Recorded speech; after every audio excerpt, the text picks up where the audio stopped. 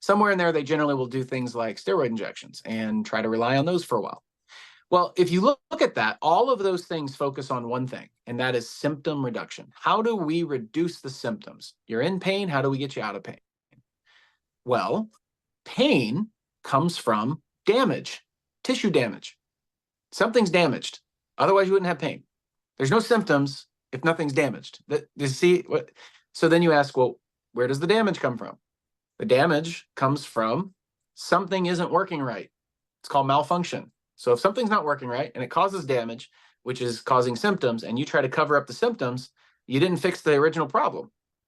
Hey there, peeps. This is Michelle Nedelak. Thank you for listening to the show. I would love if you could give us your opinion on how you felt about the show, your experience that you have in regards to what we've been talking about. I am having an absolute blast, but your input is like dynamite on that explosion. So give us your input. We'd love to hear from you. Any questions, comments, concerns?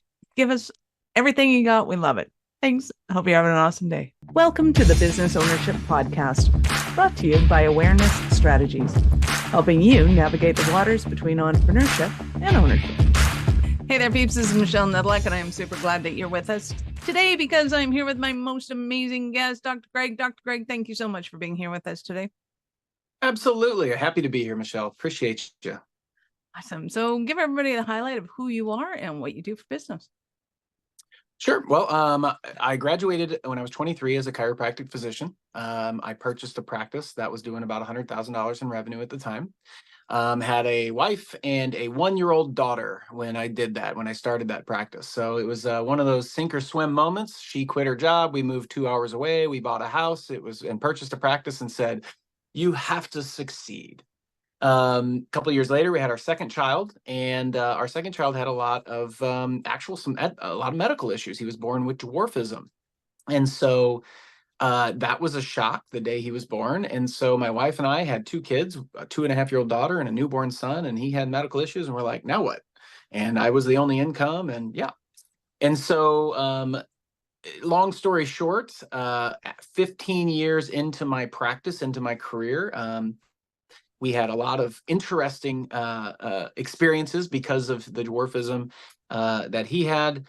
And I decided my chiropractic practice needed to turn into an integrated regenerative medicine practice to help people improve the quality of their life, reduce their joint and spine pain, improve their injuries, their joint and spine injuries, without using medication, steroids, or surgery. And that took learning how to run a business instead of just being a practitioner. And that's a different skill set. And so over the last 4 years, we've done that and turned it into a couple $1 million per year in revenue practice. And we're just continuing to grow and expand. Yes, I love it. So with your chiropractic clinic right now, are you taking on people? Are you doing teaching people how to do it? What's the role that you're taking on now? Sure. So I went from a practitioner in the practice to doing the CEO ownership role, which to me, a CEO is really doing 3 things. It's casting the vision of where your practice is headed or where your business is headed. What's the end goal of this thing? Where are we headed? Where are we going? What should we be looking at? It's attracting and hiring the right people to fulfill that role, and then giving them the resources, figuring out how to find the resources that they need in order to fulfill that role or that goal. So I've really transitioned more into that. The chiropractic clinic turned into a regenerative integrated medical clinic. So now we have 4 main treatment options, which is we have a nurse practitioner that does injections, stem cell injections, PRP, trigger point injections, things that are non-steroid based. We have chiropractor, we have rehab, and we have bracing. And the goal is to get the joints and the body to function properly so it heals. So then the person can return back to their normal life and do the things they love to do. Nice. I love it. So where is your practice based now? We are in Missouri, close to St. Louis, a couple hours south of St. Louis. Nice. That's awesome. So when it comes to kind of the pain or the symptoms that somebody might have, how do they differentiate whether, hey, this is something to go and talk to you about, or this is something that they should be going to their GP about? How do they know? Well, let me explain it to you like this. Yeah. There's a traditional medical model in America That traditional medical model is 4 steps. You take over-the-counter meds when you have a problem. That's what people do. They go, I'm going to go take ibuprofen or Tylenol, and they try to fix it themselves. Then if it still is a problem, yeah, like I just want to cover it up. I want to avoid it. I don't want to experience this pain. Right. So if it's still a problem, then what do? They go to their general practitioner, their GP, their medical doctor, and they get stronger meds, prescription meds, pain reducers, muscle relaxers, anti-inflammatories, a good combination. Sometimes opioids are prescribed, which has turned into a big epidemic in America. And if that doesn't work, then what do? They go to the next step, which is they take x-rays and do some sort of physical therapy generally. And a lot of people don't know physical therapy was originally designed to be pre or post surgery. It was not designed to really be a fix-all for joints and spine and muscles and all that. And if that doesn't work, what do? They go to the surgeon. They say, go do surgery. What if the surgeon says, well, it's not something that we can help? Then they go back to prescription meds and therapy and surgery, and round and round they go. Somewhere in there, they generally will do things like steroid injections and try to rely on those for a while. Well, if you look at that, all of those things focus on one thing, and that is symptom reduction. How do we reduce the symptoms? You're in pain. How do we get you out of pain? Well, pain comes from damage, tissue damage. Something's damaged. Otherwise, you wouldn't have pain. There's no symptoms if nothing's damaged. You see what? So then you ask, well, where does the damage come from? The damage comes from something isn't working right. It's called malfunction. So if something's not working right and it causes damage, which is causing symptoms, and you try to cover up the symptoms, you didn't fix the original problem. So what we do is we look at how do we improve the function of the original problem and give your body the things it needs to heal. Oxygenation, hydration, nutrition, and the resources like cells in order for it to heal. And that's how we get people better with less invasive procedures. And they last longer because now you're not causing the damage and you fix the problem. Voila. That's the way medicine and healthcare should be. But in America, we rely on pharmacies to fix our problems. And unfortunately, that's just covering up the symptom. It's not fixing the actual problem. And I have stats if you want to hear them. I have stats out the wazoo. You're preaching to the choir on that one. So let's talk about the business of what you're doing and kind of how entrepreneurs are taking this on, because, well, let's look at yours first, and then we'll go into kind of your team and how you built that out. When it comes to the business of building, you said you went from the practitioner to the CEO. I want to talk about that transition because I know a lot of practitioners think that they're in business for themselves, and then they go, maybe not. So one, what kind of thinking does somebody have as a practitioner that stops them from running the business because they think they already have a business? So like, why did they do that? And then we'll get into the whole transition. Yeah. Well, there's a difference between being self-employed and owning a business. Self-employed is key person dependent. The business relies on you for it to run.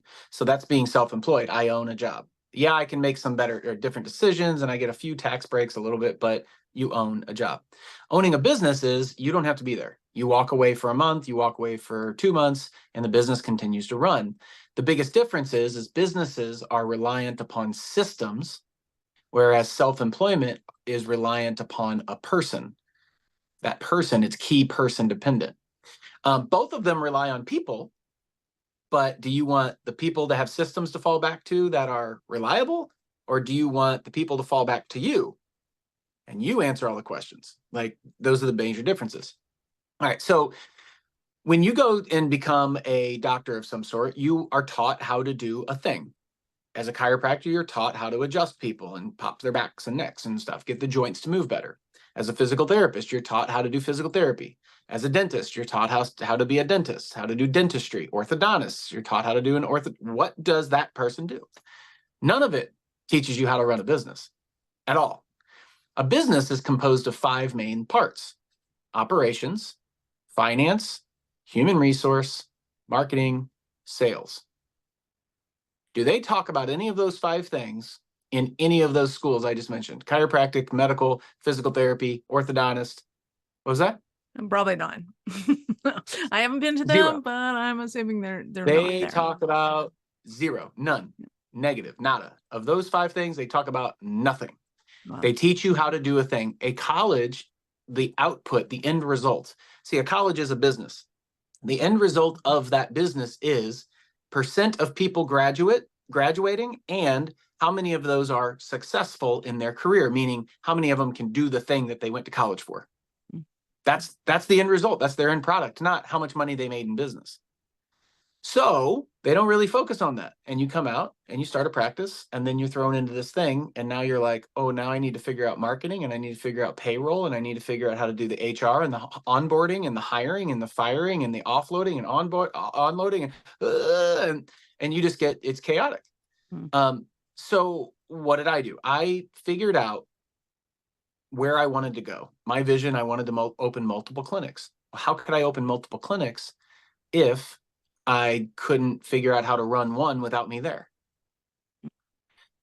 So I went and started reading books and getting information. And now I've put together a system of some of my information, but also some other people's information for hiring people and training them and aligning them and creating your mission and so on and so forth. I could go into all marketing, sales. But I help people that want to do what I've done, which is exit out of the treatment and become more of the CEO, so you can build the practice you want to build. Now, we do work with people too that want to continue treating. Then we say, great, you need to define that role, and then we'll have someone else that is the CEO or the, chief executive operator, making sure that the operations of the business are running smoothly, because you don't want to do both. That's 2 different skill sets. Absolutely. And oftentimes I'll hear a lot of business owners that are making that transition going, I just want a mini me. And you made a very important distinction there. It's like, no, you don't. Otherwise, then they're just going to go to mini me for the answers. And you want to have the systems in place, because when people are going to the systems to get their questions answered, 90% of the babysitting having staff is eliminated. And I cannot overemphasize that. So talk to me more about kind of the systemizing. What do they have to wrap their head around, and what do they have to start doing when it's me, myself, and I, so that they can make that transition a little easier? Sure. Well, so if we're just talking about practitioners, because that's what I deal with primarily the most, they have to understand that each role in the company has an end result, which is called a key performance indicator. Okay. They also have to understand that there has to be a vision, a mission, and core values that need to be a standard, if you will, that need to be abided by, or you need to abide by. And if none of those things are set, then what happens is the physician that also owns the clinic starts doing the thing that they do, treating. And then they run into, well, I'm treating a lot of people, I need a front desk to help me. And then they just hire a front desk and go, hey, can you help me? But there's no parameters as to how to find the front desk, how to hire the front desk, how to onboard the front desk, keep the standards of the front desk, how to keep training that front desk, how to align them with the vision and mission and values of the company. They don't have any of that. So they go, hey, can you sit at the front desk and answer the phones and help me with patients?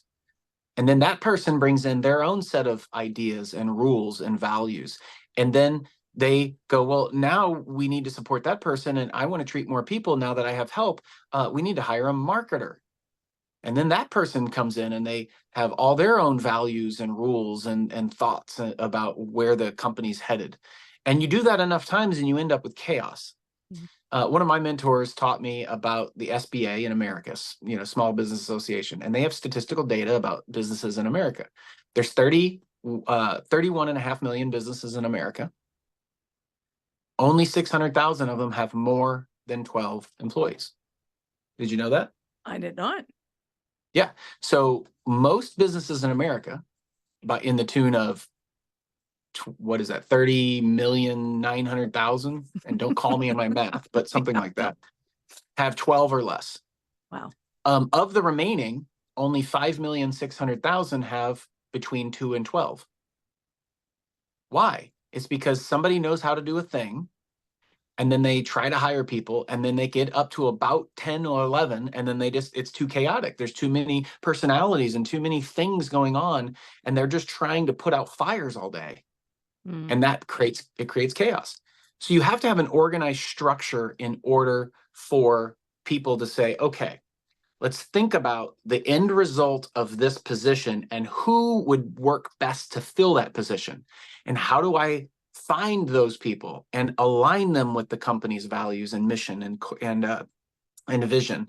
And how do we bring them on and then develop them and retain them so they like doing what they're doing and stick around for a long period of time? And so those are all very important things that need to be systematized, and most people don't do it. They don't know how to do it, and they don't do it. Absolutely. When you talk about KPIs, I know a lot of business strategists tend to throw those around like they're dust balls. What is it in a KPI, in a good KPI? How do you identify what it is, and how do you articulate that to somebody else and what they have to do? Let's use the receptionist as an example for that, because I think it's paramount. It's usually the first person somebody hires, and they really don't they just dump everything from tech to answering phones to customer complaints onto them. It's like, that's so mean. Don't do that. So just so everybody knows, a key performance indicator, a KPI, it indicates how the person is performing, and it's one of the top things. So every position in our company has two main key performance indicators, meaning the end result of their position. The front desk is the amount of percentage-wise, the percentage of people that are on their care plans that show up for their appointments. So if you have 10 people that are on a care plan and they're supposed to come in 3 times a week, that's 30 visits per week, they need to have at least 85% of those visits fulfilled. So when the patient goes, well, I don't know if I can come in, be like, when can you come in? The doctor scheduled treatment to get you better. You need to come in. When can you come in? And that's a skill that they have to learn. Otherwise, what happens? The front desk goes, okay, when can you schedule? All right, okay, Bob, no problem. Like, no. The treatment plan has to be done in order to get you the result. If you don't get the result, we didn't do our job. So the front desk, that is a very key, pivotal point. So that is their key performance indicator. The other one is the amount of, in our office, the amount of new leads, new people calling that end up as new patients on the books. So because they call the front desk, we can do that. Now, if they call the salesperson, that would be their KPI. But the point is that you identify the output, the outcome, the end result of that position, and you say, of everything you do, the end result is that thing. So as a CEO, the end result is profitability of the company. Absolutely. That's the number one. You remind me of a funny story from a career I had a million years ago. I used to be a dental assistant up in the Northwest Territories. And this is long before the advent of cell phones. And the front desk calls up John and says, hey, John, yeah, you have an appointment right now. Are you coming in? And he goes, oh, no, I can't. I'm way up north. And it's like, dude, I phoned you at your house. You know where you are. Are you coming in today? Do we need to send somebody over? What's going on? Yeah, a little common sense says that you're still around. What the heck? Clearly you slept in. That's okay. You're still coming in. And it just cracked me up, the way she dealt with the call, and two, it was like, yeah, landlines will give you away that way. It's good that she noticed that, though, instead of Right? just listening to the person and give their excuse. Awesome. So when it comes to kind of setting up onboarding, KPIs, understanding, I think it's paramount, I find, that people understand this. When you're working with somebody, are you going in and helping them to identify what their KPIs are, what information needs to be in an onboarding, what's different from, everybody needs to know this in the company, to okay, this is your job description, you need to know this, but this is how it fits into your mission statement or whatever verbiage it is. How do you help them to navigate those waters? So how do I help a practitioner who is trying to, okay, Hire so people There's a process that goes along with it, because number one, they have been operating as a practitioner that owns a business. And that is a different understanding, or a different mental operation than a business owner that owns a practice. Big difference. A practitioner that owns a practice is thinking of, how many people am I treating? How many people can I treat? How many people do I want to treat? And those are all great, but if your business goal as the owner is, I want to make $1 million, and you go, well, how many people can I treat, and how many people do it, do I want to treat, and all that, you bring it back to you always, then it's like, well, there's a limit to the amount of people you can treat. Okay, there's a finite amount. So how do I get, number one, I just talk to them about, what is the vision that you want? What is your perfect day? I think so many times we get caught up in doing things that we think we have to do, but we really don't. So I read a really good book by a friend of mine, Dan Martell, called Buy Back Your Time. And it just talks about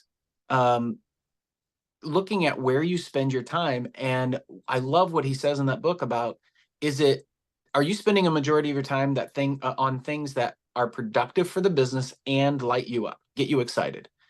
And if you're not, you need to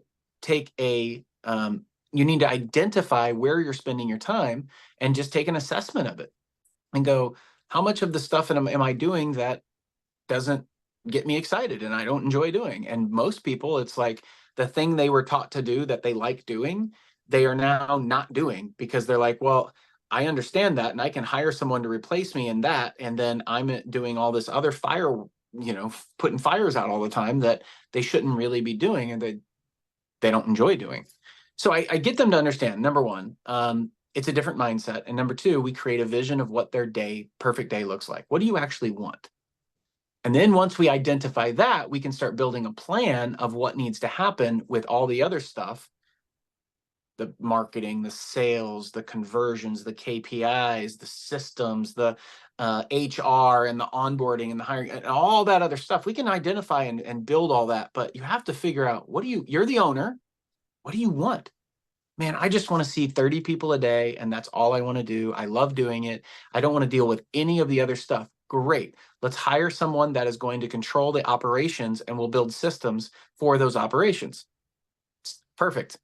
Man, I'm done treating. I just want to expand to 1,000 clinics. Okay. So we need to start building systems of the things that you do that work, so we can replicate that with other people that come in. And then we can teach you can start learning how to become the CEO of the clinic, of the organization. So it just depends on what the person wants. So let's talk about the concept or notion of somebody that wants to build $1 million business. They start to reverse engineer it and go, hey, either I find clients that I can charge $1,000 a session for, or I'm working 80 hours a day, neither of which might be feasible. What's the first step of being able to wrap their mind around the idea of, well, and you mentioned a bit of the lifestyle too, and being able to bring that component into it, to be able to understand, okay, what does it really take to be able to to build $1 million business? I'll spit it out yet. And do people often go, oh, fine, no, I don't want to do it anymore? Or is it just a matter of time before they can go, well, that thing that you mentioned, that actually sounds really good. How do we do that? Well, first of all, when you set off on something with an end result in mind, let's say $1 million business, okay, or even somebody that says, I'm going to run a marathon, okay, you set out on this journey and you have this end result in mind. The only thing you think about is the positive stuff. You think about it. Like, nobody thinks about the negative stuff, because they haven't emotionally felt it, and they don't want to go there. They want to go to the positive emotions. They want to go to the results, the excitement at the end. When I get to $1 million a year, it's going to be great. Okay, so let's talk about that. Why $1 million? Because that's where everybody seems to go. I want to, whatever. And you go, well, why? Why $1 million? Because I think that will mean that I'm wealthy. Well, what does that mean to you? So we really peel the layers of the onion back, of just the owner saying, what do you actually want? So I love that you say, awareness strategies. It's number one. I talk about the 5 A's all the time. Number one, become aware. We get into these, especially if you own a business, you get into these habits. And I don't get me wrong, I was there. I am guilty of this. And I got into these habits of doing these things. And if you don't take a step back and have somebody asking you the questions of what are you doing? Why are you doing it? Do you even want to do it? Let's identify what your perfect day looks like. After all, you are the owner of it. Like we become this victim of the business instead of the owner of it.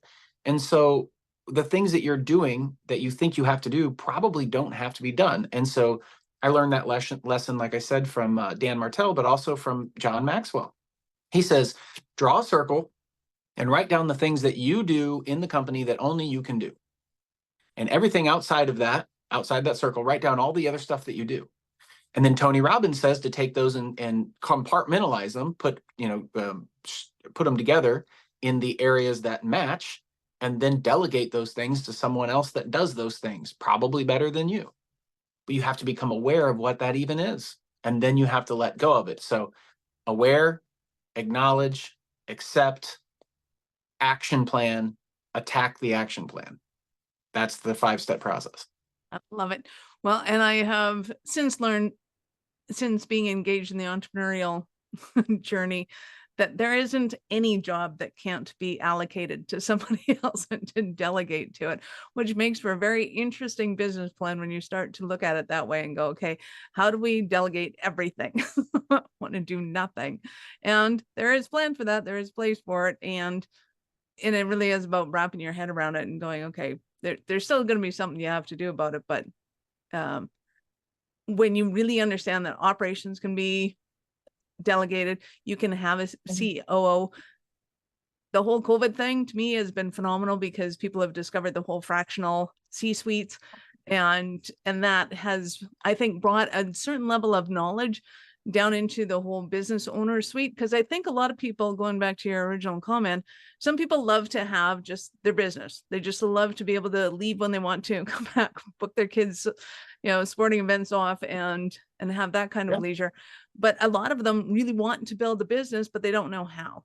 And when they have somebody like you being able to come in with the knowledge, with the experience, and have it in a way that makes sense for them, both financially and from a time scale, it's just a beautiful thing. To me, it's nirvana. Well, the two most important words in business are data and leverage. So you need your information, you need data. Without the numbers of what's happening inside the business, there's no way you can make the proper decision. And then leverage other people's time, leverage other people's information, other people's experience, other people's knowledge, other people's money, leverage. So I didn't figure all this out on my own. I read a lot of books and took a lot of courses and attended a lot of events. And I'm not perfect. I made a lot of mistakes, but I learned from those mistakes and made different decisions again. I mean, an entrepreneur is a very interesting creature. Very high tolerance for risk. I mean, very high tolerance for risk. And really, I've met a lot of entrepreneurs and they just don't get down when things go not the way they thought they were going to go. And I almost said wrong, but it's not that they go wrong. It's just that you make an assumption of how you think something's going to go, and then you monitor the data, and then you go, oh, it didn't end up like I thought. Let's just make a different decision to get the end result that we're after until we figure it out. That's different. Majority of people say, I'm going to try this thing, and then doesn't work out like they thought, and they go, oh, I failed, and they quit. And I'm proud to say that there's a book called Everything is Figure Outable, and I totally believe that. I think that's Marie Forleo, but I quote a lot of books because I read a lot of them, and I take key parts out of them and implement them into my life, which then helps me grow and change and improve my perspective. And then my perspective improves, and then I find out, holy cow, I'm advancing a lot quicker than my peers and other people around me. Why? Because I have a different perspective, a different, cadence, a different understanding. And I learned that from other people. So what I'm telling people is save yourself the time and energy and pain and learn from somebody else. It might cost a little bit of money, but the cost of trying to figure out yourself is going to cost you a lot more time, energy, and money. I'll tell you that much. Absolutely. So in a minute, I'm going to ask you for an example of a Cinderella story of one of your clients. But before I do that, we're going to go for a pause. Are you running a business over 7 figures but still struggling with technology headaches? Pay attention, you do not want to miss this offer. This podcast episode is brought to you by Awareness Strategies, who is offering a custom-built digital adoption roadmap for anyone running a business over 7 figures who's wanting to grow their business in the next 5 years. And it's not just a roadmap, they offer full implementation as well if that scares the out of you. Check out awarenessstrategies.com/roadmap for more details today. The link's in the show's notes. Don't regret not doing this. Do it now. That's awarenessstrategies.com/roadmap. So I am super excited to find out. Tell us about a Cinderella story of one of your clients. Yeah, I mean, there's lots of clients that we've had that have done amazing. I would say the one thing they all have in common is they take action on the information. The people that, and this just isn't with me, it's with anybody, any information. We have seminar junkies that show up and they get the information, they never do anything with it, and they go, well, yeah, nothing changed, and you're like, yeah, because you didn't take action on it. So, but yeah, I had my favorite one I would say is somebody who had 2 clinics already. They were doing a couple $1 million a piece, but the one clinician was driving back and forth treating in both clinics, working 80, 90 hours a week, just stressed and overloaded. And I asked the one question of, how many hats are you wearing? Like, how many positions? If every position was a hat, how many hats do you put on in a week? And we started going through them: operations, HR, sales, marketing, finance, treating. She's like, oh, I'm doing all of them. I'm like, okay, so what's your end result? What's your goal? I want to open up 1,000 clinics. So you're going to treat at 1,000 clinics? I'm like, what? So the reason why it's a Cinderella story is because they took action. Their whole team took action. They realized, I can't go where I'm going with the things that I'm currently doing. So we have to make some changes. And we went through a process. Okay, so if the end result is you want to have 1,000 clinics across America, great. What needs to happen in order for you to have 1,000 clinics? She goes, I need systems. Yes, exactly. So we started working through those. Now, she has increased revenue by over 50% in a very short period of time. Yeah. She's working towards attracting the correct talent. She's eliminated a lot of the Debbie Downers in the practice, the people that weren't totally aligned, that they just kind of let stick, hang in there. And it's really changed and transformed the standards. But the first thing we went through is, what's the mission? What's the vision? What's the values? What's the standard you're going to set?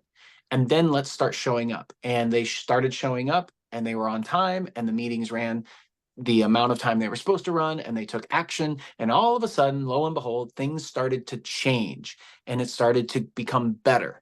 Now, it doesn't mean everything was great. There were things that were hard, but most simple changes are pretty simple to make, but they come with this challenge, and you don't want to face the challenge. And because you don't want to face the challenge, you're like, well, I'll just stick where I'm at. If you do that enough time, you end up with frustration and chaos. Right. Well, and I know so many people that are running businesses, and they're going, well, we're just making it the way that it is. We need more money to be able to do that. And we can't afford the sales. We can't afford well, okay, you're going to have to stop. You're going to have to rethink things, and you're going to have to do things differently. Doesn't mean you can't. It just means you have to think about it before you do it in order to be able to get the results you're looking for. I could have this conversation all day long, because I think it's so important that people wrap their heads around this. So other than thinking, I can't change because we don't have the money to, we can't grow because I don't have the resources that I need, what are some of the stumbling blocks that somebody might be having, and they're thinking, oh, Dr. Greg, I need you so badly right now?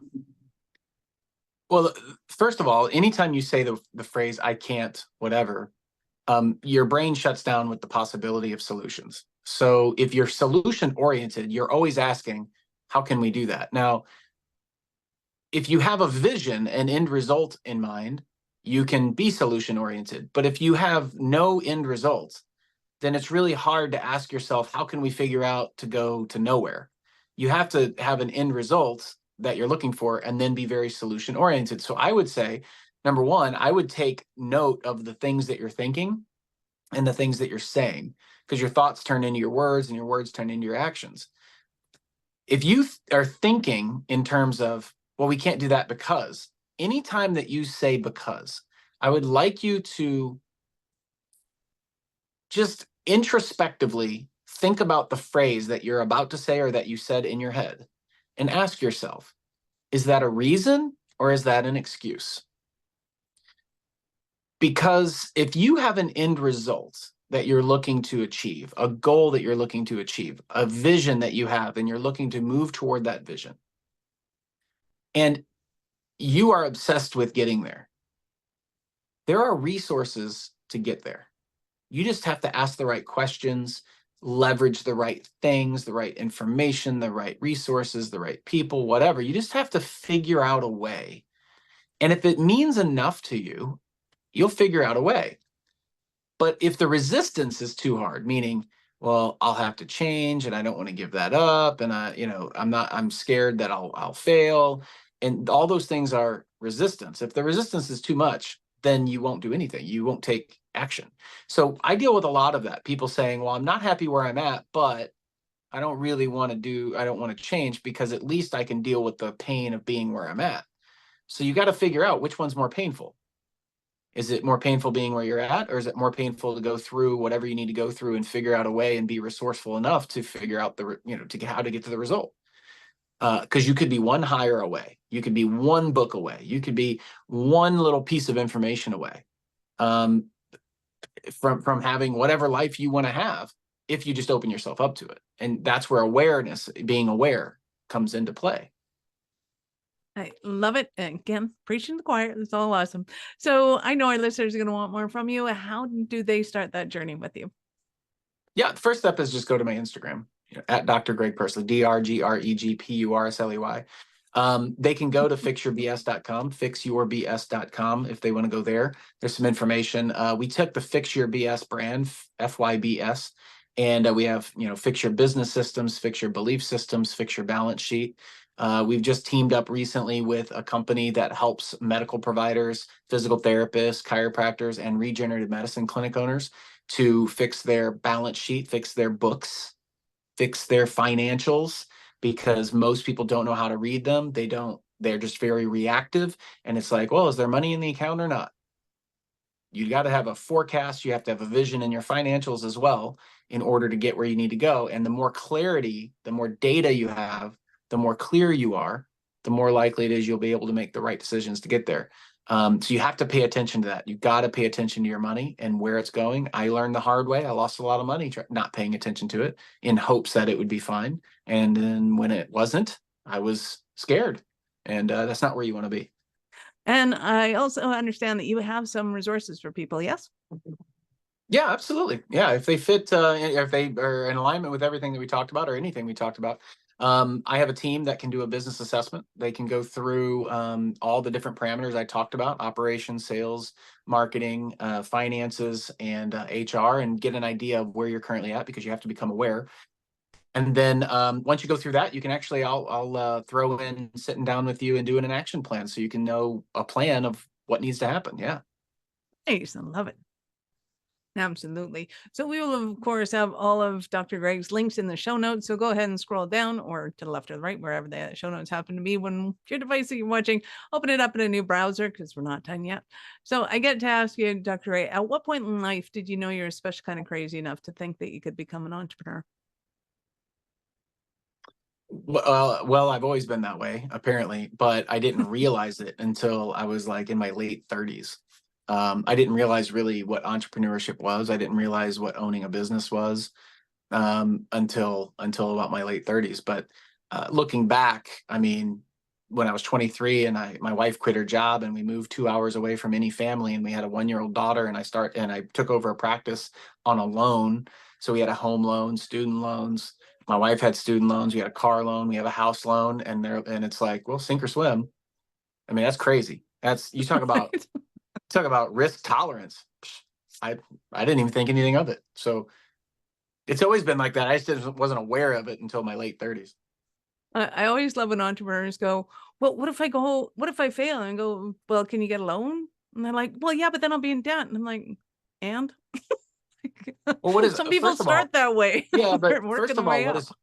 first of all, if you're thinking, well, what if I fail? You're focusing on the wrong The stuff. wrong You're thing. focusing on failure. You're limiting your resources right from the get-go.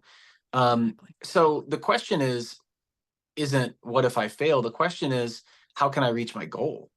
Exactly. What needs to happen? What information, what resources, what people, what needs to occur in order for this vision, this result to happen?